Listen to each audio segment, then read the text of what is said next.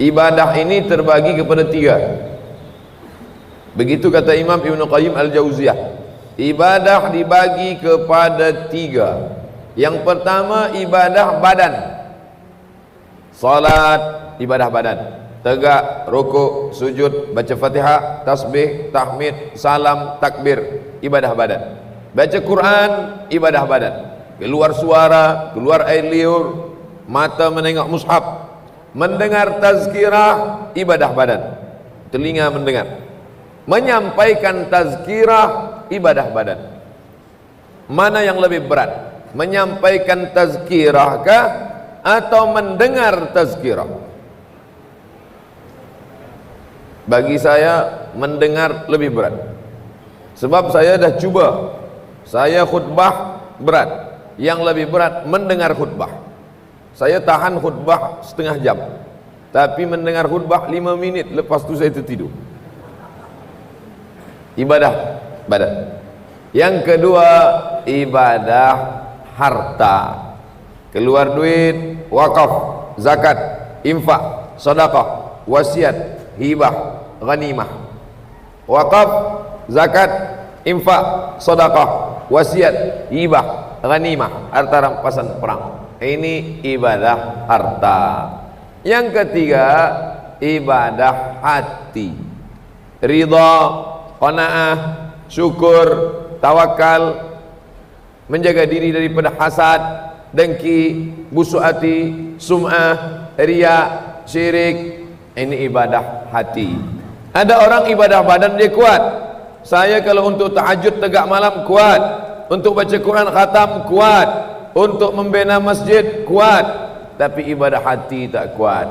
Hasad, dengki, tak senang menengok orang lain dapat nikmat, sakit hati menengok orang lain rumah baru, demam puyuh menengok orang lain punya kereta baru. Ini semua adalah bagian dari ibadah. Ibadah badan, ibadah harta, ibadah hati. Mudah-mudahan kita ketiga-tiga ibadah ni boleh kita buat selama hidup, insyaAllah. Amin ya rabbal alamin. Saya subuh ini menyampaikan tazkirah di Masjid Puncak Taqwa. Seumur-umur hidup tazkirah di Masjid Ikhlas pernah, Masjid Taqwa pernah, tapi di Puncak Taqwa baru subuh. Ke Puncak Taqwa. Dalam Quran kita hanya disuruh takwa saja. Ya ayyuhalladzina amanut taqullah. Khatib naik ke atas mimbar, usikum wa nafsi bi taqwallah. Tapi rupanya ada Puncak Taqwa. Rasa-rasa selama saya bagi tazkirah di Semenanjung tak ada Masjid Puncak Taqwa. Orang-orang Semenanjung, orang Indonesia, Singapura, Thailand, Brunei Darussalam, bila nak sampai ke Puncak Taqwa datang ke Sabah. Mudah-mudahan kita sampai pada Puncak Taqwa. Puncak Taqwa bukan takut pada yang haram. Puncak Taqwa bukan takut pada haram. Sebab takut pada haram semua orang insya-Allah takut khamar, takut dadah, takut zina, takut riba. Orang sampai pada Puncak Taqwa adalah takut pada yang syubhat. Takut pada yang syubhat. Imam Hanafi ni kaya. Imam Hanafi banyak duit. Imam Hanafi punya banyak duit. Ada orang meminjam duit kepada Imam Hanafi. Assalamualaikum Imam Hanafi. Waalaikumsalam. Pinjam saya duit Imam Hanafi. Ini duit, pakailah. Imam Hanafi pergi ke rumah orang yang dia ada pinjam duit itu. Di muka rumah orang tadi ada pokok kayu. Pokok kayu rimbun, rindang. Panas. Imam Hanafi tegak di bawah matahari yang panas. Imam Hanafi tidak bernaung di bawah pokok kayu yang rimbun, yang rindang tadi. Orang bertanya, Imam Hanafi, ya, kenapa tidak bernaung di bawah pokok kayu di depan rumah dia? Apa kata Imam Hanafi? Dia ada pinjam duit pada saya. Bila saya tegak di bawah pokok kayu dia, maknanya saya mengambil manfaat daripada utang dia. Ai kullu qardin jarra naf'an fahuwa riba. Setiap sesuatu mengambil manfaat daripada pinjaman berarti riba. Padahal duduk tegak di bawah pokok kayu, apa salahnya? Takkan dia rugi. Tapi Imam Hanafi bukan menjaga diri dari yang haram, menjaga diri dari yang syubhat. Adapun orang sekarang, bila dia bagi pinjaman pada orang, bukan jangankan nak tegak di bawah pokok kayu rindang, pokok kayu itu sekali dia ambil. Tak takut pada yang syubhat. Na'udzubillah. Oleh sebab itu puncak daripada takwa adalah takut membuat yang halal kalau menjerumuskan pada yang haram. Inilah puncak daripada takwa. Berat. Sembahyang di masjid takwa pun berat, apalagi sampai kepada puncak takwa. Ibadah badan kita dah kaji, ibadah hati kita dah kaji. Subuh ini kita akan bahaskan tentang keutamaan membelanjakan harta di jalan Allah Subhanahu wa taala. Semua jamaah haji daripada Aceh, Pulau Sumatera, yang paling tinggi di atas Aceh, di bawah Aceh Medan, di bawah Medan Riau, kampung halaman saya, di bawah Riau Jambi, di bawah Jambi Palembang, di bawah Palembang Lampung, lepas Lampung menyeberang ke Jakarta. Pulau Sumatera ni yang paling tinggi di atas Aceh. Awal-awal mula Islam datang, di sana ada satu makam namanya Sultan Malikul Saleh, orang Nusantara, sultan pertama yang masuk Islam, hidup pada abad ke-12 Masehi. Nama awal dia adalah Mirasilu. Suatu malam dia bermimpi menengok orang bersorban, putih wajahnya, meludah ke mulut dia. Hai Mirasilu, buka mulut engkau. Mirasilu membuka mulutnya, orang bersorban itu meludah ke mulutnya. Bangun dia dari tidurnya, dia boleh membaca Al-Quran. Rupanya yang dia tengok itu Sayyidina Maulana Muhammad sallallahu alaihi wasallam, raja pertama di Nusantara. Hari ini semua jamaah haji Aceh bila dia balik dari Makkah mendapatkan duit 5 juta rupiah, lebih kurang sekarang ini berapa ringgit tuh, pokoknya banyak lah. Bila semua jamaah haji, tapi dari Aceh saja, yang dari Riau tidak, yang dari Jawa tidak, yang dari Kalimantan tidak, hanya Aceh saja. Mengapa jamaah haji Aceh bila balik dari Makkah dapat duit, orang lain balik habis duit? Orang lain balik dari Makkah habis duit, tawaf wada, menangis di pintu Ka'bah. Sangka menangis kena sedih, apa menangis habis duit belanja. Tapi jamaah haji Aceh balik mendapatkan duit. Sebab apa? Sebab dulu ada seorang ulama dari bumi Aceh, rupanya dia mewakafkan tanahnya, dan tanah itu sekarang dibina di atasnya rumah Aceh. Maka setiap jamaah haji dia berwakaf, ini saya wakafkan tanah bagi semua jamaah haji Aceh yang datang. Maka semua jamaah haji yang datang itu diambil duit daripada tanah ini untuk mereka. Tapi wakaf tak boleh dialihkan pada yang lain. Diambil duit dibagikan kepada pelajar-pelajar, tak boleh. Diambil duit dibagikan kepada jamaah haji yang datang dari Sulawesi, Jawa, Kalimantan, Papua, tak boleh. Sebab wakaf berbeza dengan sedekah. Wakaf ada 4 rukun. Yang pertama, orang berwakaf. Yang kedua, orang menerima wakaf. Yang ketiga, benda harta yang diwakafkan. Yang keempat, ada ijab dan qabul. Aku wakafkan tanah ini untuk semua jamaah haji nanti yang datang hingga hari kiamat, tunai aku terima.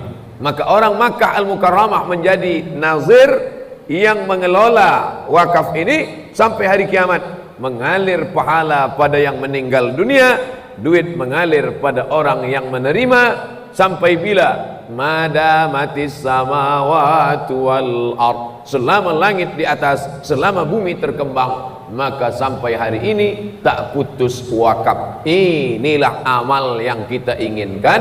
Mati kita dimakan cacing tanah, tapi pahala tetap mengalir. Maka amal utama adalah wakaf. Waqafa, wakaf. Dalam bahasa Arab, waqaf berhenti. Ada baca Quran ni wasal. Bismillahirrahmanirrahim. Qul huwallahu ahadun Allahus samad, lam yalid wa lam yulad wa lam yakul lahu kufuwan ahad. Wasal, bersambung. Waqaf. Bismillahirrahmanirrahim. Qul huwallahu ahad Allahus samad, lam yalid wa lam yulad wa lam yakul lahu kufuwan ahad. Wakaf. Kenapa harta ini disebut wakaf? Karena harta ini berhenti. La yuba'u, tak boleh dijual. Wa la yurasu, tak boleh diwariskan ke anak cucu. Wa la yuhabu, tak boleh dihibahkan ke orang lain. Tanah ini saya wakafkan, berhenti dia. Selama ini ada hasilnya masuk ke poket kantong saya, tapi selepas ini dia wakaf. Anak saya pun tak boleh mengambil, tak boleh dihibahkan pada orang lain, tak boleh diperjualbelikan. Oleh sebab itu, bila ada orang yang berkata Islam menganjurkan kita susah, Islam menyuruh kita miskin, Islam menyuruh kita tak perlu penting pada harta, maka ayat yang dibaca tuan imam rakaat pertama tadi, idza nudiya lis-salati min yaumil jumu'ati fas'au ila dzikrillah, kalau sudah dipanggil pada hari Jumat, Allahu akbar, Allahu akbar, hari Jumat, fas'au ila dzikrillah, datang ke masjid puncak takwa, wadharul bai', tinggalkan jual beli.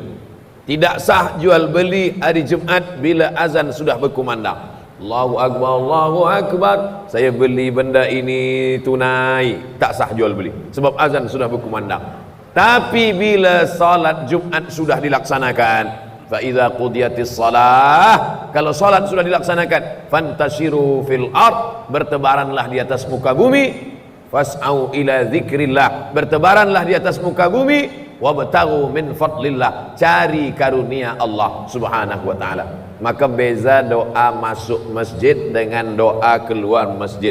Doa masuk masjid, Allahumma ftahli abwaaba rahmatik, bukakan untukku pintu rahmatmu ya Allah. Doa keluar masjid, Allahumma inni as'aluka min fadlik, berikan aku rezekimu ya Allah. Mengapa keluar masjid kita doa minta rezeki? Sebab nanti keluar masjid, carilah rezeki sebanyak-banyaknya, sila menjadi orang yang paling kaya, kebun sejauh mata memandang, duit sebanyak-banyaknya. Tapi tujuan bukan memperturutkan hawa nafsu, bukan nak kaya memijak orang susah, bukan ingin punya harta lalu menyia-nyiakan manusia lain. Tapi tujuan punya harta dalam Islam adalah supaya berwakaf. Ini satu contoh wakaf orang Aceh yang saya sebutkan tadi.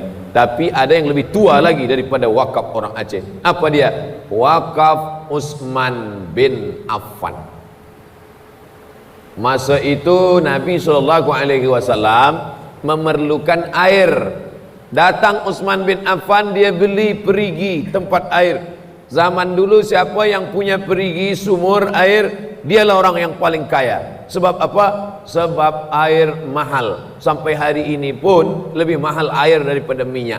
Menggali tanah, mendapatkan air, maka orang sudah punya duit banyak. Dibeli oleh Utsman bin Affan, diwakafkan di jalan Allah. Ambillah wahai umat Islam, nak mandi, nak wuduk, nak minum, nak guna hari-hari, pakailah lillahi ta'ala. Mengalir sampai hari ini tak putus, 1441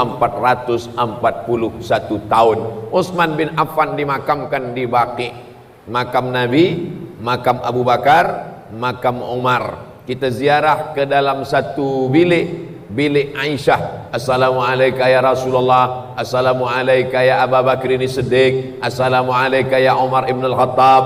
Manakala kita keluar sampai ke Baqi ujung paling tepi, disitulah makam Utsman bin Affan. Mudah-mudahan kita diberi rezeki halal, boleh umrah dan haji sampai ke makam Utsman bin Affan. Amin. Maka di situ ada batu keliling lebar, yang lain batu kecil-kecil saja. Tapi manakala di Baqi kita jalan terus ke ujung, sebelah kiri ada lebar, itulah dia makam Utsman bin Affan, orang yang kaya raya. Utsman bin Affan tidak ikut jihad perang Badar, tapi dapat pahala perang Badar. Perang Badar Utsman tak ikut sebab isteri dia sakit. Anak Rasulullah SAW dia nikahi 2 orang, meninggal 1, lepas tu dia menikah 1 lagi, maka dia disebut dengan Dzun Nurain. Dzu punya, Nur cahaya, Dzun Nurain, orang yang punya 2 cahaya. Utsman bin Affan punya kelebihan di dunia, punya kelebihan di akhirat. Di dunia nampak sampai hari ini wakaf Utsman. Bila tuan-tuan bila puan berangkat umrah dan haji nanti sampai ke Madinah, boleh menengok wakaf Uthman bin Affan. Maka kita tanamkan pada generasi umat ini, jadilah engkau orang yang kaya raya, jadilah orang peniaga, jadilah engkau yang ada bisnis banyak. Tapi tujuan dalam Islam bukan memperturutkan hawa nafsu. Bagaimana dia boleh menjadi orang yang berwakaf. Sekarang umat Islam ini diajarkan kita bersusah-susah. Pakailah baju yang kuyak, miskin, melarat, papa. Menjadi orang yang tak perlukan dunia. Dulu sebelum taubat, dia rajin bisnis, semangat. Pukul 4 dah jaga tidur, bisnis. Selepas dia taubat, malas. Bila ditanya, kenapa awak tak semangat lagi? Saya nak mati saja Ustaz. Ini tak betul.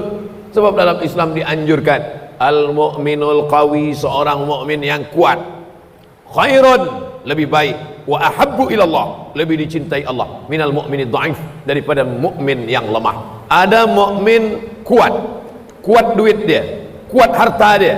Yang satu lagi mukmin juga beriman, tapi lemah. Maka dalam pandangan Allah, khairun, yang lebih baik, yang kaya, wa ahabbu ilallah, lebih dicintai Allah subhanahu wa ta'ala, minal mu'minid dhaif, daripada mukmin yang lemah. Oleh sebab itu dalam Islam diajarkan, at-tajir, peniaga, as-saduq, yang jujur, al-amin, amanah. Peniaga yang jujur dan amanah, bila dia mati, dia akan bersama di akhirat dengan 4 orang. Minan nabiyyin, bersama para nabi, wasiddiqin, bersama orang-orang yang benar, wasyuhada, bersama orang yang mati syahid, wassalihin, bersama orang-orang yang saleh. Suatu ketika ada seorang wali Allah bernama Ibrahim bin Adham. Ibrahim bin Adham berjalan-jalan. Dalam perjalanan di gurun pasir, dia tengok seorang wali Allah juga duduk memejamkan mata berzikir di bawah panas terik. Dia tidak hendak mencari rezeki, karena rezeki sudah tahu tempat dia. Rezeki kita itu lebih tahu tempat kita daripada kita tahu di mana rezeki itu berada. Begitu janji Allah SWT. Makan sarapan saya pagi ini lebih tahu tempat saya daripada saya tahu di mana sarapan saya pagi. Dari mana Ustaz tahu? Saya tak tahu di mana sarapan pagi ini, tapi sarapan saya tahu bahwa tempat dia perut saya pagi ini. Maka jangan pernah cemas tentang rezeki kita. Begitulah wali Allah, duduk saja, datang orang mengantarkan rezeki kepada dia. Datang Ibrahim bin Adham bertanya, wahai wali Allah, ya, mengapa Ibrahim bin Adham tahu dia wali? Kerana kaedahnya, la ya'riful wali illa wali. Tak ada yang tahu siapa wali kecuali dia wali juga. Jadi nanti bila ada orang di Sabah berkata, tu wali Allah tu, berarti dia wali juga. Sebab yang tahu wali hanya wali saja. La ya'riful wali illa wali. Maka Ibrahim bin Adham bertanya, wahai fulan wali Allah, ya, mengapa engkau tidak mencari rezeki? Apa kata dia? Coba kau tengok pokok kurma. Tengok pokok kurma di atas? Ya. Di atas pokok kurma ada sarang burung. Di dalam sarang burung ada seekor burung yang patah sayap, tak boleh terbang. Dari mulai dia ada menetas sampai hari ini burung itu sayapnya patah, tak boleh terbang. Tapi dia tak mati. Mengapa tak mati? Coba tengok. Burung itu tak mati sebab datang burung lain membawakan anak ikan. Datang burung lain membawakan cacing. Di dalam kulit-kulit ikan itu sudah ada tertulis nama kita. Di dalam kulit-kulit buah kurma itu sudah tertulis nama kita. Dan rezeki kita tak mungkin dimakan orang lain. Kata Imam Al-Hasan Al-Basri, alimtu anna rizqi la ya'khudhuhu ghairi fatma'anna qalbi. Aku tahu rezekiku tak mungkin dimakan orang lain, maka hatiku pun menjadi tenang. Jangan makan rezeki orang lain, kerana rezeki kita sudah ditetapkan Allah Subhanahu wa taala. Lalu kemudian bila kau pandang burung yang sayapnya patah, makan kerana ada burung lain yang membawakan anak ikan, makan kerana ada burung lain yang membawakan cacing, maka mengapa mesti cemas menghadapi hidup? Kata wali Allah yang duduk menunggu rezeki. Tapi Ibrahim bin Adham, Masya Allah, dia dapat ilham. Bukan kerana smart, kecerdasan akal, tapi kerana Allah bagikan dia ilham.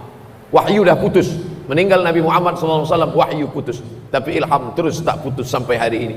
Apa kata Ibrahim bin Adham? Kau pandang burung patah sayap boleh makan karena datang burung lain membawa anak ikan.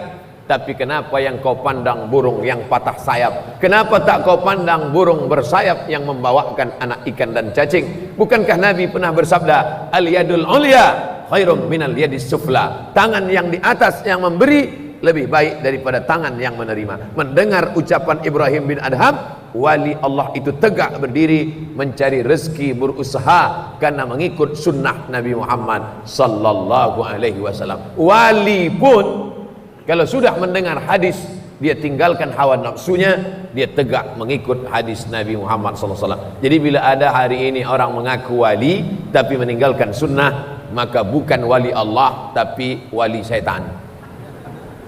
Karena utama adalah mengikut sunnah Nabi Muhammad sallallahu alaihi wasallam. Oleh sebab itu maka ada burung patah sayap yang menunggu anak ikan, ada burung yang bersayap membawakan anak ikan. Dua-duanya makhluk Allah dijamin rezekinya. Mana yang kita ikut? Burung patah sayap atau burung yang bersayap? Maka kita pilihlah sunnah yang membawakan anak ikan untuk burung patah sayap yang tak boleh terbang dan tak dapat makan. Hari ini kita diajarkan dalam Islam bahwa bersedekah, memberi, berbagi lebih utama.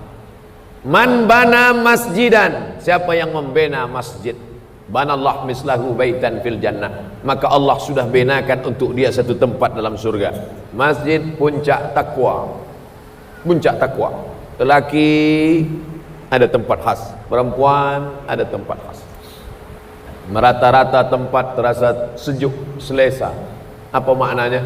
Siapa yang mewakafkan tanah ni dulu, dari sejak malam tadi ada yang qiyamul lail iktikaf, sampai salat tahiyatul masjid, sampai salat qabliyah subuh, sampai salat subuh, sampai zikir, sampai baca Fatihah, sampai baca doa bersama, sampai tazkirah. Lepas tazkirah soal jawab, mengalir pahala pada yang mewakafkan tanah, yang mewakafkan tingkap, yang mewakafkan pintu, yang mewakafkan atap. Semua mengalir sampai bila madamatis samawati wal ard. Bagaimana bila masjid ini nanti diubah, renovate, lalu masjid ini menjadi masjid yang besar? Apakah tiang yang sudah tumbang ini lalu putus pahalanya kepada orang meninggal dunia? Tidak.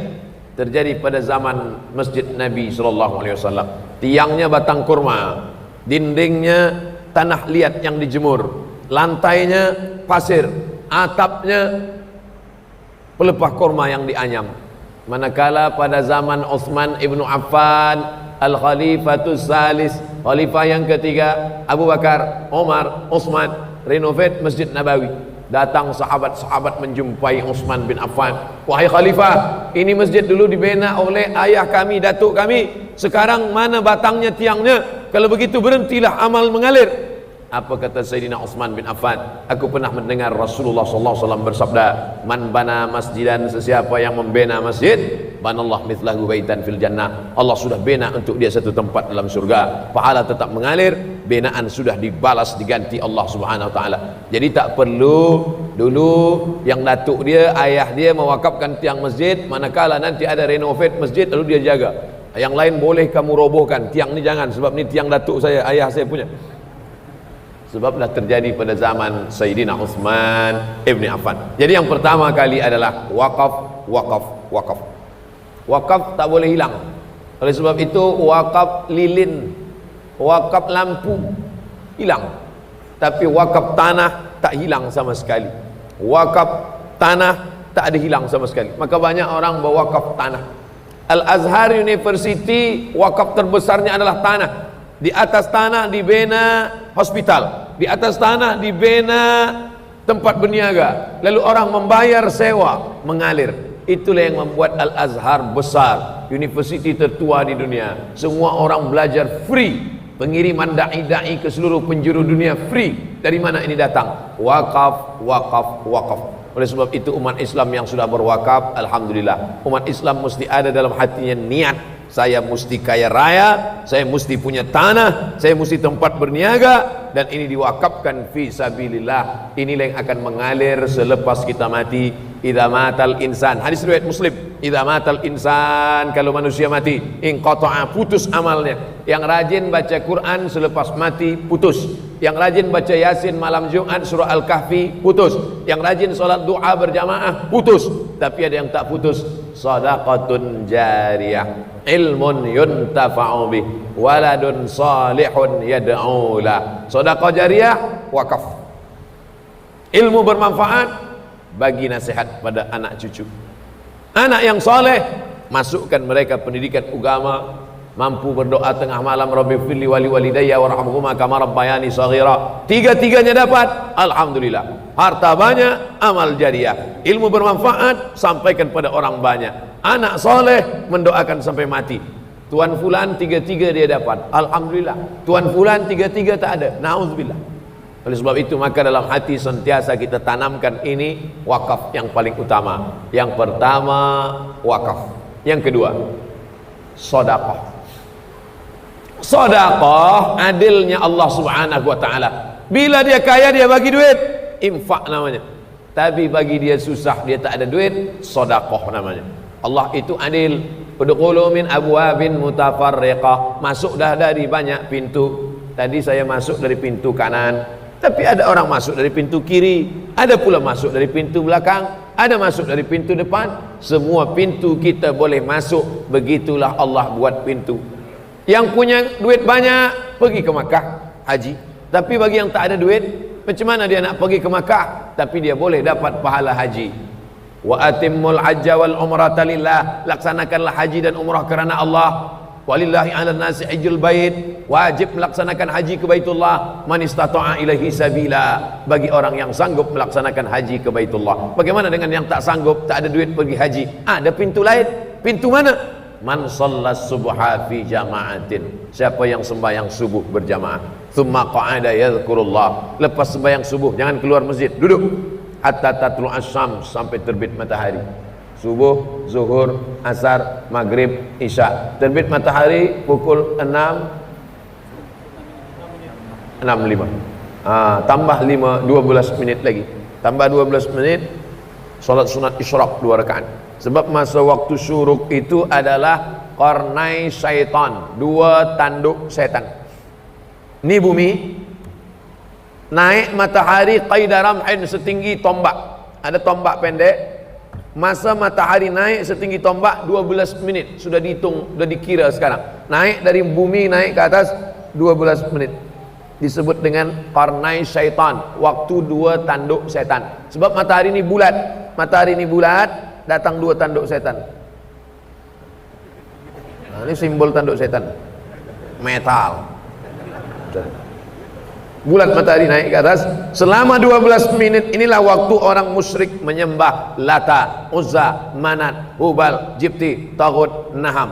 6 tambah 12, 6, 18. Kita dah boleh solat sunat isyraq 2 rakaat. Usalli sunnatal isyraq raka'ataini lillahi ta'ala. Sahaja aku sembahyang sunat isyraq 2 rakaat. Pakai qaf, isyraq. Matahari terbit, syuruk. Sembahyang saat matahari terbit, isyraq. Syaratnya 4. Sembahyang subuh berjamaah, duduk berzikir mengingat Allah sampai matahari terbit, lalukan setinggi tombak, sembahyang sunat 2 rakaat. Siapa yang melakukan ini, kanat lahu ka ajri hajjatin wa umrah, dapat pahala seperti haji dan umrah. Tamah, tamah, tamah, sempurna, sempurna, sempurna. Yang punya duit pergi ke Makkah, yang tak ada duit solat subuh berjamaah, duduk berzikir mengingat Allah sampai terbit matahari, solat sunat 2 rakaat. Allah Maha Adil. Yang punya duit sedekah, yang tak punya duit, likulli sulama minkum sadaqah. Tiap tulang-tulang sendi ada sedekah. Likulli tasbihatin sadaqah. Subhanallah, subhanallah, subhanallah, subhanallah, alhamdulillah, alhamdulillah, alhamdulillah, alhamdulillah, Allahu akbar, Allahu akbar. Sedekah. Yang punya duit bagi duit, infak namanya. Yang tak punya duit, sedekah. Tabassumika fi wajhi akhika sedekah. Senyummu ke wajah saudaramu sedekah. Nah, jadi bila nampak ada orang senyum, dia sedang bersedekah. Tapi sedekah ni senyum pada orang. Yang pokok-pokok kayu pun senyum juga. Senyum. Saking anak bersedekah, sedekah. Jadi maknanya Allah tu maha adil. Allah tahu ini orang dia boleh bersedekah dengan hartanya, infak namanya. Maka disebutlah dia dengan box, kotak infak. Adapun sedekah am, sedekah am. Kaki yang melangkah ke masjid, sedekah. Mengangkatkan barang benda orang berat, sedekah. Menolong orang yang susah dengan tenaga, sedekah. Tangan bertasbih, sedekah. Likulli tasbihatin, sedekah. Makanya kalau ada orang yang bersedekah duit sampai pada orang mati, ya Rasulullah, ya ummi matat, mak saya sudah mati, apa atasaddaqu anha, kalau saya bersedekah sampai apa tak sampai? Kata Nabi, tasaddaq, tasaddaq, sedekahlah sampai. Ayu sadaqatu afdal, apa sedekah yang paling afdal? Kata Nabi, saqyul ma, sedekah paling afdal saqyul ma, memberi air minum, beri air minum sampai. Apakah tasbih, tahmid, tahlil sampai? Kata ulama sampai. Kenapa? Karena makna sedekah dua. Pertama, sedekah benda air minum. Kedua, sedekah tasbih. Karena kata Nabi, likulli tasbihatin sedekah, likulli tahmidatin sedekah, likulli takbiratin sedekah. Maka sedekah pun sampai. Itulah maka kata Imam Ibn Taimiyah, man halala sab'ina marrah, siapa yang bertahlil 70 kali, la ilaha illallah, la ilaha illallah, la ilaha illallah, la ilaha illallah 70 kali. Summa ahda thawabahu lil mayyit, selepas itu dia hadiahkan pahalanya ke mayit, yang tafi'u bihi. Subhanallah, subhanallah, ya Allah sampaikanlah pahala tasbih ini kepada almarhum fulan bin fulan sampai. Kenapa? Shadaqatun jariyah, sedekah sampai. Dan sedekah ada dua, sedekah harta, air. Sedekah yang bukan harta, tasbih, tahmid, tahlil, takbir, istighfar, salawat sampai kepada orang yang meninggal dunia. Mana dalil lainnya? Nabi mengambil pelepah korma, dia cucukkan ke kubur. Apa ni ya Rasulullah? Kami tak pernah menengok perbuatan ini sebelumnya. Kerana pokok kayu bertasbih, tasbihnya sampai pada orang meninggal dunia. Kalau tasbih pelepah korma sampai, apalagi tasbih Abdus Somad. Jadi kalau ada orang mengatakan tak ada tahlil itu sampai pada orang mati, mana pula sampai? Saya tak nak melawan, sebab pasti saya kalah, sebab saya kurus, dia tegap besar. Tapi kita bagi dalil tak juga percaya, maka saya nak minta nama saja. Siapa nama bin awak lengkap? Untuk apa? Bila awak mati saya akan kirim tahlil. Kalau tak sampai, cepat-cepat bagi tahu. Apa maknanya? Bahwa amal ini jangan tangkap satu saja, sedekah hanya harta saja. Tidak. Dalam Islam itu ada infak. Nabi tak mengatakan infakun jari, nah, tapi Nabi mengatakan sedekatun jariyah. Itulah menunjukkan Allah Ta'ala adil. Yang anaknya kaya, dia undang, dia jemput anak yatim. Anak-anak yatim, esok datang kita makan di rumah ya. Saya nak kenduri untuk almarhumah emak saya, untuk almarhum ayah saya. Yang kaya, yang miskin susah, makan pun payah. Macam mana dia nak jemput anak yatim? Maka dia duduk kat rumah dia pun bertahlil la ilaha illallah, la ilaha illallah, la ilaha illallah. Lepas tu dia katakan, ya Allah, Allahumma balligh sawaba ma halalnahu wa ma kabbarnahu wa ma sabbahnahu wa ma halalnahu. Ya Allah, sampaikanlah tasbih kami, tahmid kami, takbir kami, tahlil kami kepada almarhum fulan bin fulan, yang tafi'u bihi. Maka sampailah dia. Allah adil, Allah tahu siapa yang mampu dengan hartanya, siapa yang mampu dengan zikirnya. Tapi jangan gara-gara ini yang kaya pula berubah. Saya tak nak lepas tazkirah ni, yang kaya tak lagi bagi makan pada anak yatim. Kalau begitu saya pilih tahlil sajalah. Yang kita inginkan adalah yang selama ini tahlil berubah menjadi bagi makan. Tut'imut ta'am, bagi orang makan. Taqra'us salam, tebarkan salam, assalamualaikum. Tut'imut ta'am, bagikan makanan. Wa tusalli wan nasu niyam, engkau solat, orang tidur, engkau solat tahajud malam. Tadkhulul jannata bisalam, masuk ke dalam surga dengan selamat. 4 saja, tak usah susah-susah, tak usah payah-payah. Taqra'us salam, tebarkan salam. Jumpa orang, assalamualaikum, assalamualaikum, assalamualaikum warahmatullahi wabarakatuh. Tut'imut ta'am, bagi orang makan. Wa tusalli wan nasu niyam, engkau solat manakala orang lain tidur lelap malam, tahajud, bangkit. Wa minal laili, dari sebagian malam, fatahajjat, lawan kantuk, lawan tidur, bangkit, mandi, ambil wudu, tahajud, usolli sunnat tahajud rakaat ini. Wan nasu niyam, orang lain lelap tidur, engkau bertahajud, melawan kantuk, tegak, bersimpuh sujud, menempelkan kening ke lantai, bertasbih, mengagungkan Allah Subhanahu wa taala. Wa tadkhulul jannata bisalam, engkau masuk ke dalam surga dengan selamat. Mudah-mudahan kita semuanya masuk surga insyaallah. Wakaf sudah, infak sudah, sedekah sudah, zakat. Kenapa Ustaz letakkan zakat di 4? Padahal kan zakat yang pertama zakat wajib. Sebab tak semua orang sampai nisab. Ada orang punya harta tapi tak sampai nisab, maka dia tak wajib zakat. Awak berzakat ke? Oh, saya zakat tiap-tiap tahun Ustaz. Tiap tahun awak berzakat? Tiap tahun saya zakat. Zakat apa? Zakat fitrah. Bukan itu. Zakat fitrah satu sa' ni 4 mud. Satu sa' 4 mud. Satu mud. Orang yang tak boleh puasa sebab dia sakit, faman kana minkum maridan, sesiapa yang sakit, au ala safarin, atau musafir, fa iddatum min ayyamin ukhra, ganti di hari yang lain. Sakit Ramadan, ganti di Syawal. Wa 'alal ladzina yutiqunahu, siapa yang tak mampu puasa, tak mampu juga membayar puasa, fidyatun ta'amu miskin, hendaklah dia membayar fidyah. Membayar fidyah 1 mud, membayar zakat fitrah 1 sa' 4 mud. Mud zaman Nabi, 1 mud 750 gram.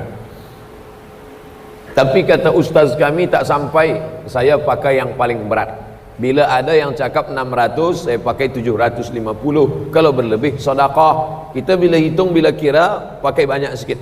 Bila ada yang cakap 700, yang satu cakap 750, pakai 750. Bila berlebih, dia sedekah. Jangan sampai kurang. Jangan berhitung-hitung dengan Allah. Nanti Allah berhitung-hitung pula dengan kita, dia bagi kita nafas setengah, baru tahu. Oleh sebab itu maka kita tak berhitung-hitung dengan Allah, supaya Allah bagi kita pula tidak hitung-hitung. Dia lepaskan semua pintu-pintu rezeki untuk kita. Nah, dalam masalah yang keempat ini adalah zakat. Zakat 40 ekor kambing, 1 kambing.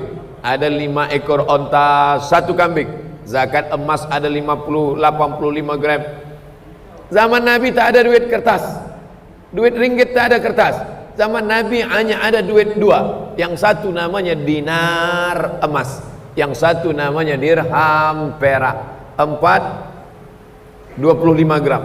4 gram plus 25, itulah 1 keping. Sekarang bila kita nak tengok ni, pergi ke Museum Islam, alhamdulillah ada orang Malaysia bagi saya 1 dinar. Ada pula orang di Batam, Riau bagi saya 1 dinar. Ustaz Somad, ini ada duit 1 dinar, ada di rumah, saya simpan. 25 gram. Maka 20 keping, siapa yang punya 20 keping kena zakat. Maka emas tak akan turun, uang kertas turun, emas. Dulu ada idea supaya seluruh umat Islam pakai 1 mata wang. Sebagaimana Europe boleh 1 pakai euro. Cuma 1 British yang tak nak pakai, yang pakai pound sterling, yang lain pakai euro. Amerika pakai dolar. Kalau mereka yang berbeza agama, ada Kristian, ada Katolik, ada ateis, yang tak ada agama sama sekali. Ada France, ada Jerman, ada Holland, ada British, tapi dia sepakat untuk 1 pakai. Umat Islam pun sebenarnya boleh. Semua umat Islam satu dunia pakai dinar boleh, tapi memang yang paling susah untuk disatukan adalah umat Islam. Jangankan nak pakai dinar, sembahyang subuh antara kunut dan tak berkunut pun belum selesai sampai sekarang. Yang satu mengatakan mesti pakai kunut, yang satu mengatakan tidak pakai kunut. Dulu berkelahi antara kunut tak kunut. Alhamdulillah sekarang sudah tak berkelahi lagi, sebab sama-sama tak sembahyang subuh. Nauzubillah. Muslimin muslimat yang dimuliakan Allah Subhanahu wa taala, dulu yang ingin memimpin, leader yang membagi solusi jalan keluar umat Islam supaya tidak lagi rosak oleh mata wang, bagaimana kita sepakat dengan guna 1 dinar saja dan menjadi kebanggaan bagi masyarakat dunia Islam yang mempunyai idea itu adalah datang dari Malaysia. Bagaimana kalau semua umat Islam pakai dinar saja, tapi orang ikhtilaf berkonflik sampai hari ini tak terwujud, tapi nanti sampai masanya insya-Allah umat Islam akan bersatu guna 1 dinar saja. Tapi saya ingin nak tunjukkan bahawa uang kertas ini datang daripada Amerika, sedangkan umat Islam dulu emas ada bendanya, ada nilainya, ada harganya, emas ada dia. Sedangkan uang kertas tak ada harga, tak ada nilai. Tapi hari ini kita memakai itu, apa boleh buat? Ijma' kesepakatan umat di dunia, sepakat dia bahawa ini ada nilai, ada harta. Tapi yang paling penting yang ingin saya jelaskan adalah di dalam harta yang kita punya ada milik orang lain. Fi amwalihim haqqum ma'lum. Di dalam hartamu ada harta orang lain yang mesti kita keluarkan. Bila kita tak keluarkan, dia akan keluar juga dengan caranya sendiri. Keluarkanlah dalam bentuk zakat. Khudh min amwalihim, ambil, wahai ulil amri, ambil zakat mereka, kutip zakat mereka. Kalau tidak, maka dia akan keluar juga dengan caranya sendiri. Datanglah sakit, datanglah bala, datanglah bencana, datanglah musibah, Allah mencabut dengan kuasanya. Innama amruhu idza arada syai'an ayyaqula lahu kun fayakun. Orang tua-tua kita dulu mengatakan sedekah tolak bala. Banyak-banyak sedekah tolak bala, banyak-banyak sedekah tolak penyakit, banyak-banyak sedekah jauhkan dari musibah. Ternyata ini bukanlah kata-kata orang tua-tua, tapi dari hadis Nabi sallallahu alaihi wasallam, shadaqatus sirri tadfa'u mitatas su', sedekah menolak mati su'ul khatimah. Pagi petang siang malam kita minta Allahumma khtim lana bi husnil khatimah wa la takhtim alaina bi su'il khatimah. Tapi ada satu yang belum kita buat. Doa pagi petang siang malam 5 kali sehari minta husnul khatimah. Tapi ada satu cara untuk menolak ini, yaitu dengan cara banyak-banyak bersedekah. Yang bercakap ni bukan Abdul Somad, tapi hadis Nabi sallallahu alaihi wasallam, shadaqatus sirri tadfa'u mitatas su'. Sedekah menolak bala, menolak musibah, menolak mati su'ul khatimah. Oleh sebab itu maka pagi ma min muslimin yusbihu, siapa saja orang Islam yang jaga di waktu pagi. Kita termasuk ni. Tapi tak semua yang hidup hari ini, tak semua yang malam tadi tidur dengan kita jaga pagi. Ada juga yang sudah diketuk pintu dia 10 kali tak juga jaga, sebab rohnya digenggam Allah SWT. Roh kita digenggam Allah, tapi lepas tu dia tiupkan lagi masuk ke kita. Roh itu dalam genggaman Allah. Kemudian pada waktu malam digenggam Allah, lepas itu diturunkannya lagi masuk ke kita. Manakala kita terjaga, kita katakan alhamdulillahilladzi ahyana ba'da ma amatana wa ilaihin nusyur. Pukul 4 tadi sudah ditiupkan ya. Ada yang pukul 3 tadi sudah ditiupkan. Tapi ada juga yang ditiupkan pukul 8. Ada. Awak kenapa lama? Allah lama genggam kata dia. Na'udzubillah, menyalahkan Allah Ta'ala padahal dia yang tak nak bangun jaga subuh. Maka kita katakan alhamdulillahilladzi ahyana, segala puji bagi Allah yang sudah meniupkan roh aku balik ke dalam badan. Ba'da amatana, sebelumnya aku mati. Memang tidur itu mati.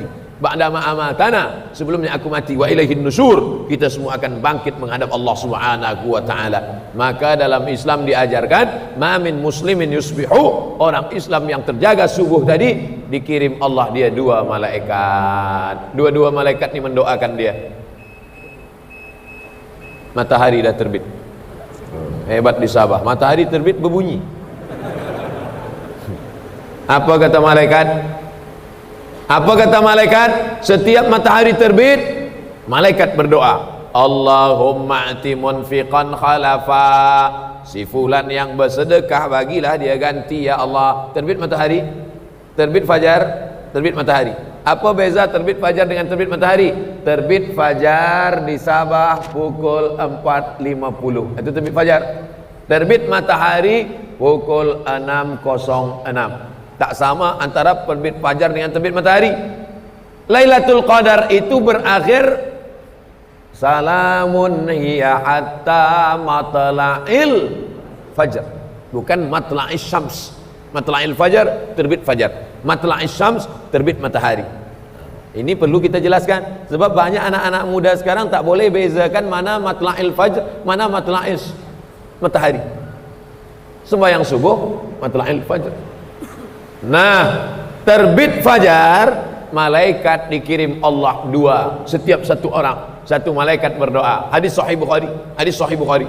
Allahumma ati munfiqan khalafa, orang yang bersedekah ni bagilah dia ganti ya Allah. Sedangkan satu sahabat lagi, satu malaikat lagi berdoa. Apa kata malaikat? Allahumma ati mumsikan talafa, orang yang pelit, orang yang bakhil, orang yang tak bersedekah, bagilah dia kebinasaan. Maka dulu sahabat Nabi, bila dia nak pergi sembahyang subuh, dia bawa beberapa sen untuk mengambil doa barakah subuh tadi. Maka dia bersedekah untuk mendapatkan doa dari malaikat, Allahumma ati munfiqan khalafa, supaya jangan sampai dapat Allahumma ati mumsikan talafa. Tapi sekarang orang-orang sekular, orang-orang liberal, orang-orang yang percaya kepada benda materi saja, dia tak percaya pada ini. Saya tak percaya hadis ni Ustaz, sebab ada orang yang tak pernah sedekah, yang tak pernah sembahyang, yang tak pernah berzikir, tapi kenapa hidup dia selesa, rezeki dia banyak, duit dia banyak, kereta dia mahal, rumah dia besar, padahal dia tak ada sedekah. Ini bukan nikmat, ini namanya istidraj. Istidraj artinya azab yang tertunda. Sebenarnya azab itu ada, ditunda Allah Ta'ala, dipegang Allah Ta'ala, ditunda sampai masanya Allah turunkan. Innallaha la yumli lizalim. Ada orang-orang zalim itu azabnya ditahan Allah. Hatta idza akhadhahu lam yuflithu, ditumpuk Allah banyak-banyak supaya manakala diazab Allah tak ragu sikit pun untuk menyelupkannya ke dalam neraka jahanam khalidina fiha abada. Sedangkan orang-orang baik itu Allah sayang. Ketika dia buat dosa sikit, Allah buat dia sakit. Buat dosa dia sikit, Allah buat dia hilang. Dosa sikit, Allah uji dia dengan kebakaran, Allah uji dia dengan penyakit, Allah uji dia dengan kematian, Allah uji dia dengan kerugian. Hatta yamshi 'alal ardi makanan 'alaihi khati'ah, sampai dia berjalan di atas muka bumi tak ada dosanya walaupun sikit. Maka kita ni selalu husnuzan pada Allah. Kenapalah saya ni Ustaz sikit-sikit sakit, sikit-sikit sakit. Allah ingin bersihkan awak sebersih-bersihnya supaya tak ada dosa. Kenapa dia tak pernah sakit? Kenapa rezeki dia banyak padahal dia tak pernah ke masjid? Allah ingin tunda azab dia supaya manakala Allah turunkan azab, neraka jahanam tempat dia khalidina fiha abada. Satu-satunya cara kita berinteraksi dengan Allah, bermuamalah dengan Allah adalah dengan husnuz zan. Ana, kata Allah, inda husni zanni abdi bi, aku menurut prasangka hambaku kepadaku. Bila dia sangka baik, maka aku berikan dia yang baik-baik. Maka kita selalu sangka baik kepada Allah Subhanahu wa taala. Ini untuk meluruskan pemahaman kita. Jangan sampai kita faham kenapa dia tak pernah sedekah tapi rezeki dia banyak, kenapa dia tak pernah sedekah tapi hidup dia selesa. Sebenarnya dia bukan dapat nikmat, tapi dia sedang dapat istidraj. Ini buat renungan kita semua. Jangan sampai kita tak pernah beramal baik tapi dapat baik-baik. Nah, ini kita mesti kena hati-hati. Tak pernah buat baik, rasa-rasanya amal baik tak banyak, tapi kenapa banyak mendapatkan kebaikan? Jangan-jangan kita takutkan, kita khawatirkan kita sedang terkena istidraj. Adapun orang yang sakit, ma yusibul mu'min min nasabin wala wasabin wala saqamin wala syaukin, susah hati, risau, sakit, mati, hilang, rugi, duri mencucuk tapak kaki, illa kafarallahu anhu biha sayyi'atu. Sebenarnya itulah cara Allah untuk membersihkan dari segala macam dosa-dosa. Zakat sudah, wakaf sudah, infak sudah, sedekah sudah, ada lagi namanya wasiat. Nah, wasiat. Hanya saja kalau kita dapat wasiat ini jangan senang dulu. Alhamdulillah Ustaz, saya tadi ada orang kaya bagi saya wasiat. Jangan senang dulu, sebab wasiat tidak akan dapat sebelum dia mati. Ada orang masa dia sakit, dia bagi wasiat. Itu ada rumah, ambillah. Ustaz, itu saya sudah sakit berat nih, ambillah. Dia sangka esok mati. Rupanya lepas dia bagi 3 tahun tak mati-mati. Tapi ada lawan daripada wasiat adalah hibah. Hibah, bila dia bagi, ini saya bagi pada awak, tanya dulu, ini wasiat ke hibah? Bila dia kata hibah, ambil terus, rubah nama, berganti dengan nama kita. Tapi bila dia cakap ini wasiat, tunggu mati. Lepas mati barulah berpindah. Sekarang banyak penerima wasiat tak tahan sebab dia lama betul mati, dia bunuh. maka wasiat batal. Penerima wasiat bila dia membunuh orang yang memberi wasiat, maka wasiatnya batal. Yang kedua, orang menerima wasiat lebih dulu mati. Ada anak muda, ada orang tua menyangka dia dulu mati. Lalu dia katakan, anak muda, ini saya bagi rumah untuk awak, wasiat. Saking senangnya hati, mati. Maka wasiat batal. Sebab yang menerima lebih dulu mati daripada yang memberi. Oleh sebab itu, maka ini juga dibahas dalam Islam. Infak, wakaf, sedekah, zakat, wasiat, hibah. Yang terakhir last sekali, itulah dia ghanimah, harta rampasan perang. Nabi dapat, wa'lamu annama ghanimtum min syai'in, ketahuilah wahai orang beriman, kalau kamu dapat harta rampasan perang, berapa untuk Nabi? Fa inna lillahi khumusahu, khumus 1/5. Jadi kalau dapat 1 juta ringgit, Nabi 1/5, 20%, maka 200.000 untuk Nabi Muhammad sallallahu alaihi wasallam. Jadi maka kita tengok Nabi Muhammad sallallahu alaihi wasallam itu sebenarnya dia kaya raya karena dia dapat ghanimah, tapi harta ghanimah itu dia ambil, tapi bukan untuk diri dia, lepas itu dia balikkan lagi kepada umat. Makanya manakala perang Badar, dia dapat banyak. Datang Fatimah, ya Rasulullah, ya suami saya Ali susah, saya menimba air, Hasan Husain saya membagi makan. Apa kata Nabi SAW? Maksud Fatimah, maksud Siti Fatimah, bagilah harta rampasan perang untuk saya sikit. Tapi apa kata Nabi? Fatimah, sebelum tidur malam ucapkan tasbih 33, tahmid 33, takbir 33, tidurlah. Minta duit dikasih tasbih. Apa makna ni? Menunjukkan Nabi SAW padahal anak paling sayang Fatimah, dia tak bagi harta yang banyak ini, harta ini dia bagikan untuk umat. Makanya Nabi SAW meninggal tak ada meninggalkan harta benda. Oleh sebab itu maka dalam Islam diajarkan bukan kita susah, tapi diajarkan untuk kaya raya tapi hidup dengan sederhana. Inilah ajaran yang dibawa oleh Nabi besar Muhammad sallallahu alaihi wasallam. 60 menit kita bersama subuh ini. Dari tadi saya tengok jam, saya tengok juga ke belakang.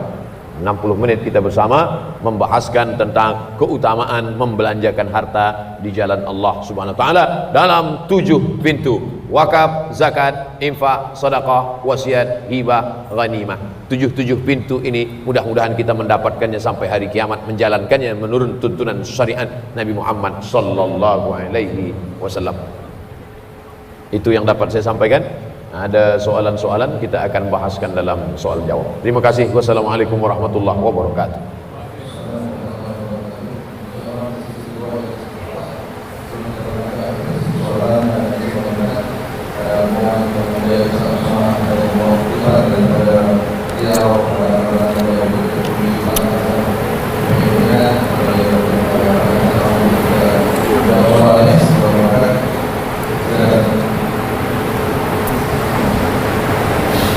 Bagaimana pandangan Islam mengenai orang yang bercakap tapi dia tak pernah mengamalkannya? Ini menyindir saya nih. Saya selalu cakap, marilah tahajud. Maka sebelum pergi tadi saya tahajud dulu. Usolli sunnat tahajud rakaatain. Walaupun tahajud saya tidaklah semacam tahajud Nabi Muhammad. Nabi Muhammad SAW tahajud kakinya bengkak. Ustaz pernah kaki bengkak? Pernah. Bila tu? Naik pesawat dari Riau ke KL, dari KL ke Sabah, bengkak juga kaki. Jadi bukan kena tahajud. Jadi kita buat dulu baru kita ajak orang lain. Marilah bersedekah. Sedekah dulu. Jadi kita manakala menyampaikannya itu kita yakin, tak ada rasa munafik dalam hati. Kalau tidak dia berbalik ke dalam. Mari bersedekah. Engkau pun bakhil. Nah, oleh sebab itu kita amalkan. Bagaimana kalau ada orang bercakap tapi tak mengamalkan? Kabura maqtan indallah, murka yang paling berat, yang paling besar. Antaqulu ma la taf'alun, hanya bicara tapi tidak mengamalkan. Oleh sebab itu kita amalkan, lepas itu kita sampaikan supaya dapat dua-duanya. Kita amalkan, amal. kita sampaikan menjadi amal jariah karena orang lain akan mengamalkannya. Jangan takut, jangan takut bicara tentang sedekah, jangan takut bicara tentang tahajud. Kita buat, kita amalkan, kita ajak orang lain beramal.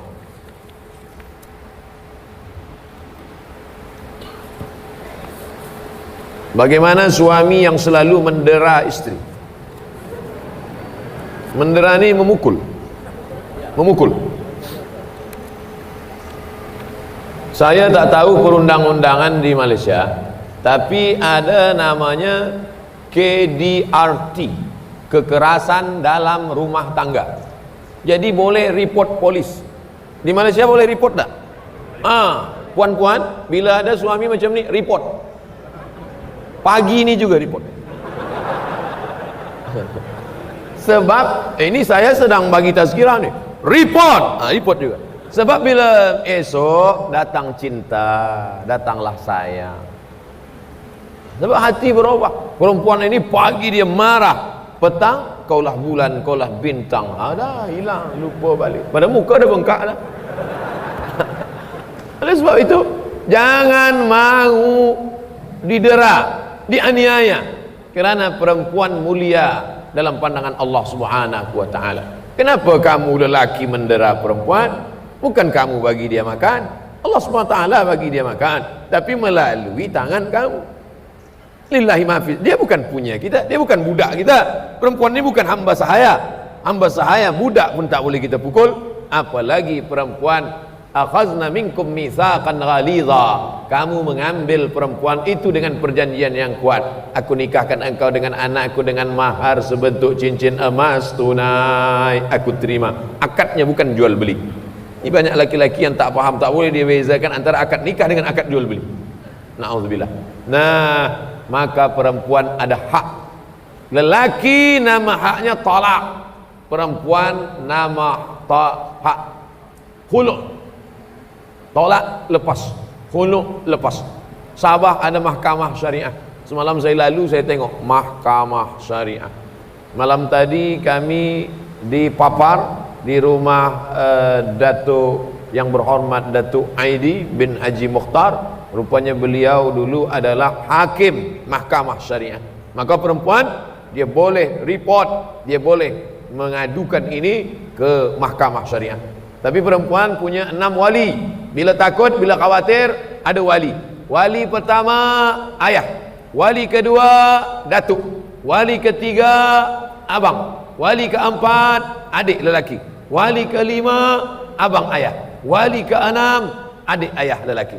Jadi kalau takut report ke wali-wali tadi. Walilah panggil suami. Suami yang suka dera isteri, sini kejap. Sini kejap. Ini anak kami ni kau bukan jumpa di tempat sampah. Ini adalah anak kami yang terhormat. 25 tahun kami bagi makan halal. Kenapa awak dera? Carilah wali yang agak tegap sikit. Yang wali kecil. Mana dia takut?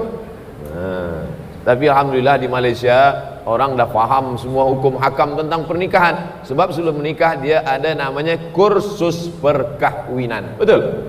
Ada kursus perkahwinan. Ini yang mendera ni tadi pasti dia tak ikut kursus perkahwinan. Apa tak ikut kursus perkahwinan? Jika seorang itu berwakaf kerana nama dan glamour, apa hukumnya? Nanti di akhirat manusia ini dibagi 3. 1, 2, 3. Yang satu beramal kerana Isa, yang satu beramal kerana Uzair, yang satu beramal kerana glamour. Hai kamu yang beramal kerana Isa, cari Isa, kata Allah. Aku tak nak bagi balasan, cari Isa. Nasrani. Hai kamu yang beramal kerana Uzair, cari Uzair. Aku tak nak balas amal kamu. Yahudi. Hai kamu yang beramal kerana glamour, cari dulu kamu beramal kerana siapa. Siapa yang subuh ni beramal karena ingin posting FB, like and share, glamour. Oleh sebab itu maka kita jaga diri kita ni daripada riak. Jangan sampai riak. Tapi mesti faham betul. Banyak juga orang sekarang tak nak ikut tazkirah. Awak tak ikut tazkirah tadi ke di Masjid Puncak Taqwa? Tak. Kenapa? Saya takut glamour. Tarkul amal li ajli nas riya. Tak jadi beramal sebab takut dipuji-puji orang, riya. Tak jadi beramal karena takut dipuji orang, riya. Wal amal li ajlihim syirik. Beramal karena ingin dipuji orang, syirik. Jadi yang betul macam mana? Berwakaflah, luruskan niat lillahi ta'ala. Ini yang paling baik. Tapi selalu berbisik-bisik dalam hati saya, ini amal engkau, ini wakaf engkau. Itu memang kerja setan. Setan belum pencen lagi. Oleh sebab itu kita beramal saja. Bila ada bisikan-bisikan dalam hati, lawan. Astaghfirullah. Apa hukumnya bila seorang muslim berniaga tapi niatnya niat amalan syirik? Contohnya pelaris. Dia berniaga lalu kemudian dia pakai pelaris, dia ambil tulang pukang. Tahu tuan-tuan pukang? Nama binatang. Atau dia ambil ada binatang itu boleh dia menggulung macam bola, namanya terenggiling. Apa namanya? Sama, terenggiling. Terenggiling ini dia kalau nak makan dia cukup bukakan mulut saja. Terenggiling ini buka mulut, nanti semut-semut, nyamuk-nyamuk, lalat-lalat masuk ke mulut dia. Maka orang yang ahli sihir, bomoh, dia pakai lidah terenggiling ini, dikeringkan, dipakai tempat niaga. Sebagaimana terenggiling membuka mulut rezeki datang, begitulah orang belanja ke kedai dia. Kedai orang dekat kiri kanan tadi, dia siram air mandi jenazah.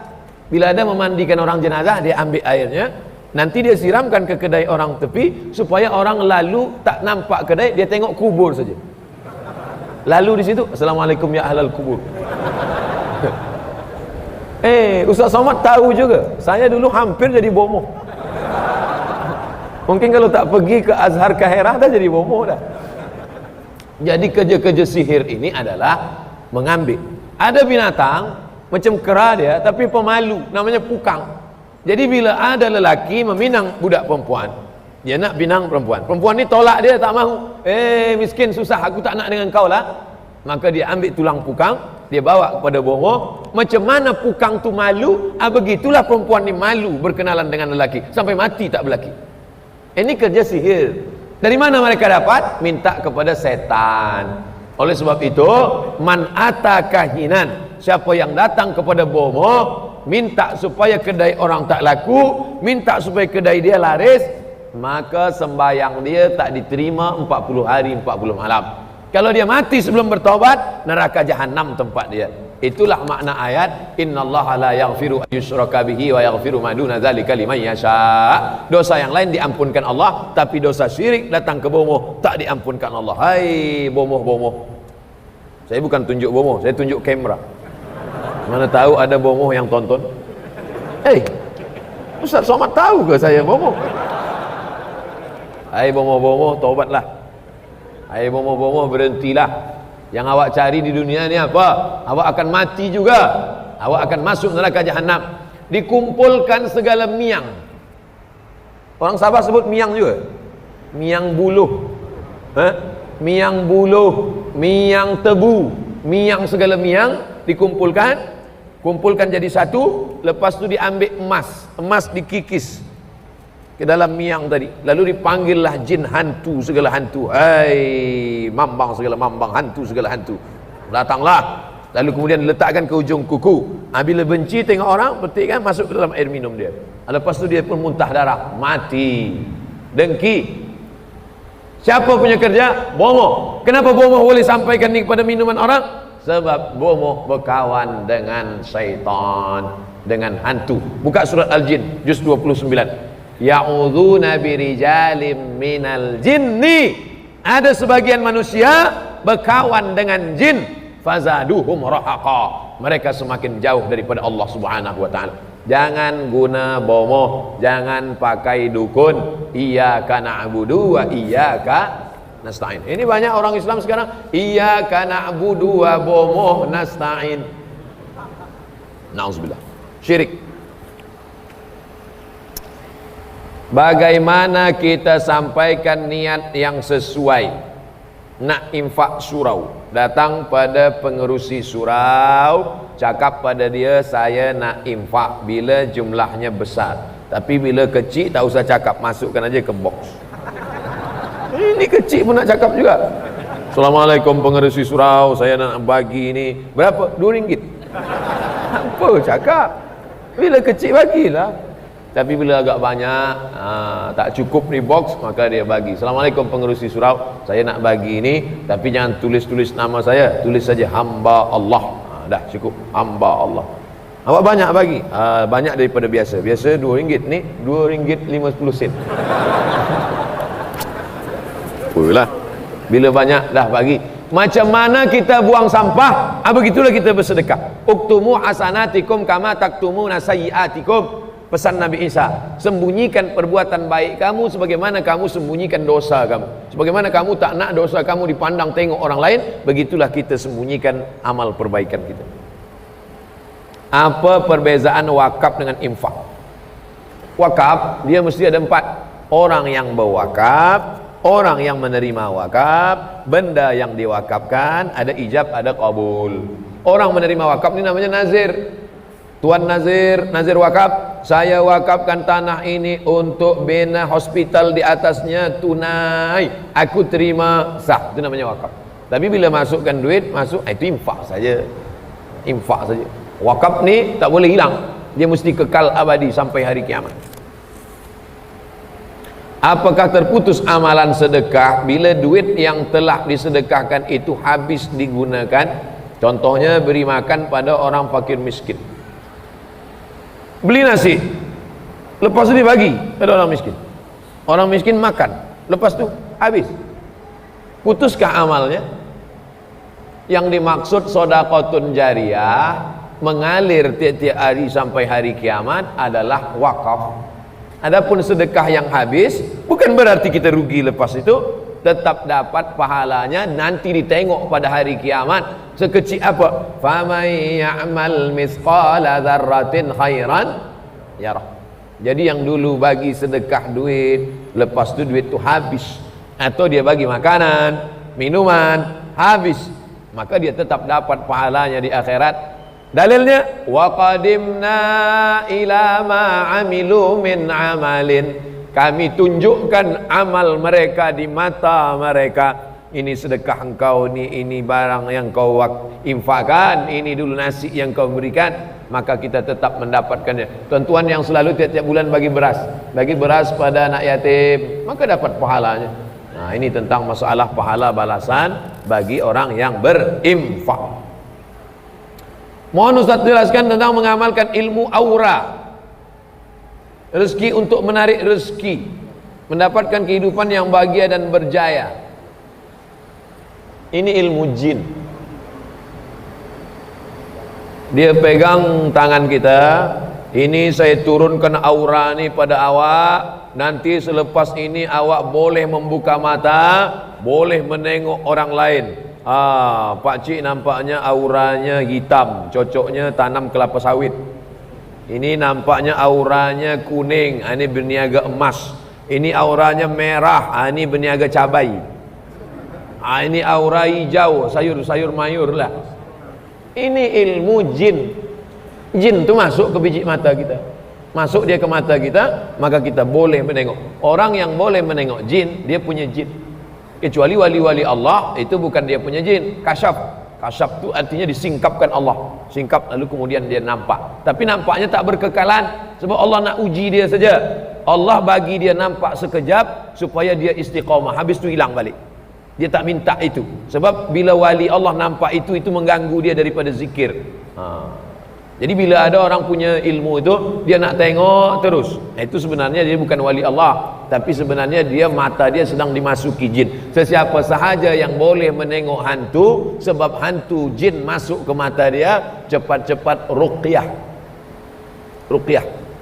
Ustaz, saya dah minta ruqyah, baca ayat kursi, kenapa setan tak keluar juga? Sebab yang membaca itu pun ulah dia macam setan juga, maka setan tak nak keluar. Kata setan, takkan sesama setan halau setan.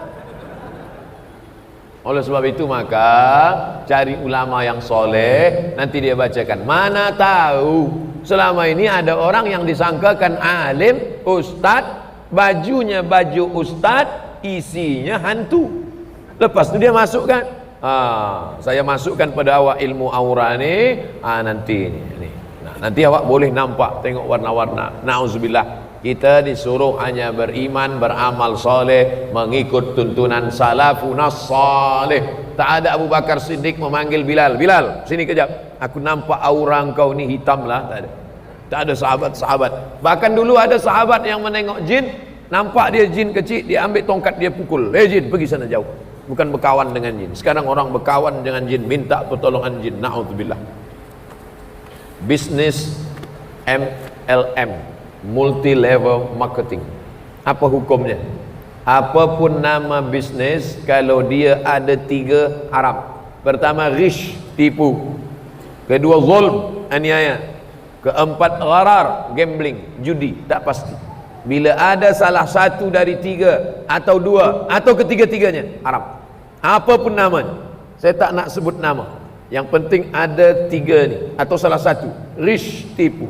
Zulm, aniaya. Gharar, gambling, judi, maka dia haram. Bolehkah puasa Daud dibuat 2 minggu saja? Ini namanya Daud limited. Puasa Nabi Daud seelok-eloknya. Ahabbu saum ilallah saumi Daud.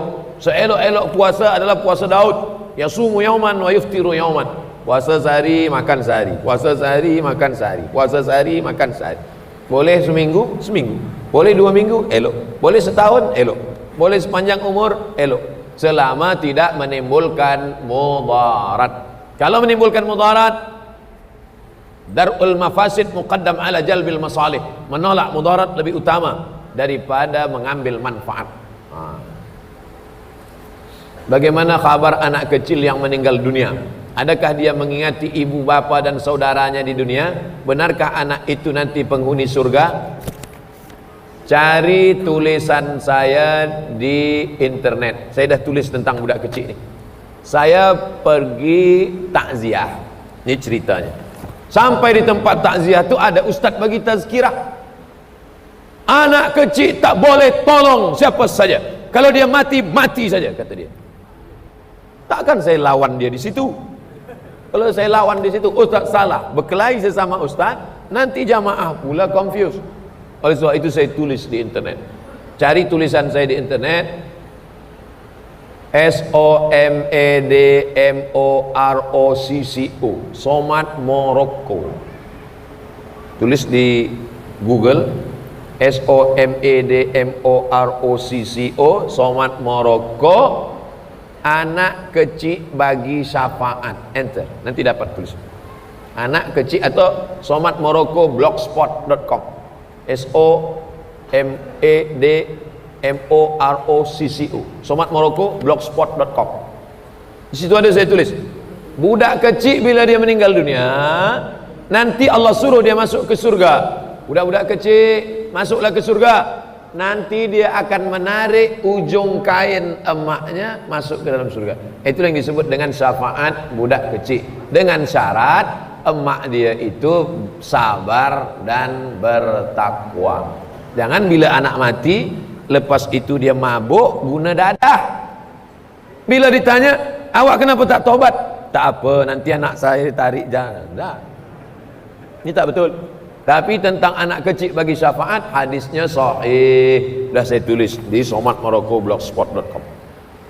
Bolehkah berkongsi tazkirah tentang ridha dalam menyikapi ujian?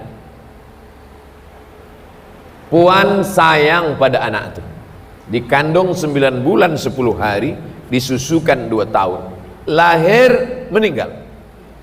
Ada yang lebih sayang daripada puan. Siapa? Allah. Itu selalu tanamkan dalam hati. Ini anak aku kandung 9 bulan 10 hari, tapi ada yang lebih sayang, Allah. 2, man lam yasbir bi balai, siapa yang tak sabar menerima balaku, walam yarda bi qadai, yang tak rida menerima takdirku, falyatlub rabban siwaya, carilah Tuhan selain aku. Allah marah pada orang yang tak ridha menerima takdir Allah Subhanahu wa taala. 3. Allah ciptakan qalam. Qalam tu pena, bukan tempat ikan. Allah ciptakan qalam. Lalu apa kata Allah? Ya qalam uktub. Hai pena, tulis. Pena pun menulis takdir di Lauhil Mahfuz. 50 alfasanah qabla an yakhluqas samawati wal ard. 50.000 tahun sebelum anak itu lahir ke dunia, Allah sudah tuliskan di Lauhil Mahfuz bahwa dia meninggal 7 bulan. Maka ridha menerima takdir. 4. Ada orang yang dapat ridha nanti di surga. Selepas masuk ke dalam surga semuanya, Allah pun bertanya pada penghuni surga, "Maza turidun?" Hai penghuni surga, kamu dah dapat semua, kamu nak apa sekarang? Apa kata penghuni surga? Ridhaka, kami nak dapat ridhamu ya Allah. Maka yang dapat ridha Allah cuma satu orang. Siapa itu? Orang yang ridha menerima takdir Allah. Maka puan yang anaknya meninggal ridha, mendapatkan ridha. Yang dapat surga belum tentu dapat ridha, tapi yang dapat ridha pasti dapat surga. Maka kita selalu minta, Allahumma inna nas'aluka ridhaka wal jannah. Ilahi anta maksudi wa ridhaka matlubi. Engkau yang ku maksud ya Allah, ridhamu yang ku cari. Kalau yang dimaksud surga belum tentu dapat Allah, tapi kalau yang dimaksud Allah pasti dapat surga. Wujuhu yawma idzin nadhirah ila rabbiha nazirah. Sepanjang kehidupan anak selama 1 tahun 6 bulan, arwah mempunyai simpanan di bank. Setelah meninggal, ibu bapa mengeluarkan simpanan tersebut untuk disedekahkan kepada neneknya untuk mengerjakan umrah. Apakah perbuatan itu boleh? Boleh. Kerana anak kecil meninggal dunia, maka yang menjadi ahli warisnya adalah ibu bapanya. Warisan dia ambil, tapi dia tak nak makan. Selepas dia ambil, lalu kemudian dia sedekahkan, maka baik, tak salah. Bila anak-anak tak nak mengambil harta warisan ibu bapanya, ambil dulu harta warisan itu, ambil. Selepas ambil, baru bagikan. Awak kenapa tak nak ambil? Saya tak nak ambil Ustaz. Kenapa? Bila saya tengok banyak nanti saya tahan. Ini tak betul. Ambil dulu, selepas ambil baru bagikan, supaya berpindah hak miliknya, baru kita bagikan dalam bentuk sedekah atau wakaf. Bila diwakafkan ke masjid namanya wakaf. Bila diberikan untuk belanja umrah namanya infak. Ada hadis menerangkan bahwa orang telah meninggal dunia ada kemauan untuk hidup semula, supaya mereka ingin membuat amal bersedekah. Bukan hadis, ayatnya laula akhartani ila ajalin qarib. Ya Allah, bagilah aku hidup lagi, aku ingin fa as-saddaqa wa akum minas salihin. Aku ingin bersedekah dan aku ingin menjadi orang saleh. Menyatakan demikian sehingga orang yang mati ingin berbuat demikian. Bukan hadis, ayat Quran. Ayatnya laula akhartani ila ajalin qaribim fa as-saddaqa wa akum minas salihin. Ya Allah, berilah aku hidup lagi supaya aku boleh bersedekah dan aku menjadi orang yang saleh. Mudah-mudahan kita termasuk orang-orang yang diberi Allah rezeki melimpah dan boleh berinfak, berwakaf dan bersedekah. Ala hazihi niyyah. Al-Fatihah.